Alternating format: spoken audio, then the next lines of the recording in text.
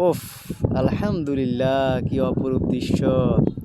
এই যে আমার শ্রদ্ধেয় আরিফ মাস্টার স্যারকে নিয়ে এসেছি শাপলা তোলার জন্য। দেখেন কি সুন্দর মনোরম পরিবেশ। স্যার খুব ভয় পাচ্ছে, নদীর মধ্যে আসছি তো।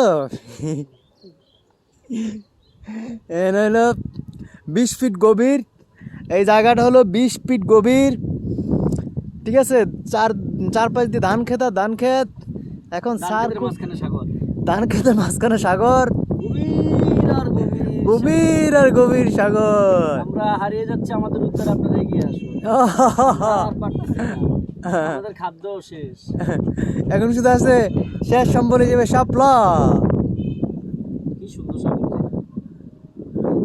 স্যার কিছু বলুন না স্যার। আজকে যে আমি আমার এই যে একটা সুন্দর একটা, মাংস খাবো বাসায়। স্যার আমি তো আপনার একটা সুন্দর একটা এই এই কি বলে একটা মনোরম পরিবেশ উপহার দিয়েছি, আপনি এই সম্পর্কে কিছু বলেন।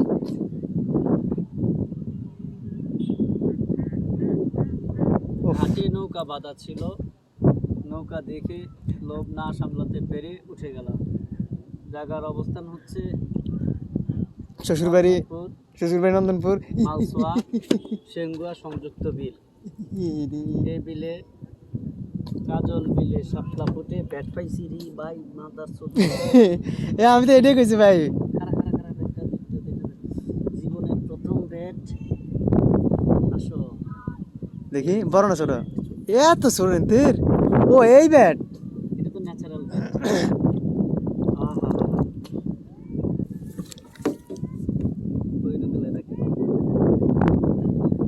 আইতেছি আইতেছি আইতেছি। হ্যাঁ কাম সারছে, এই যে নৌকার জন্য ডাক দিছে, এখন দিব দুনা স্যার রে।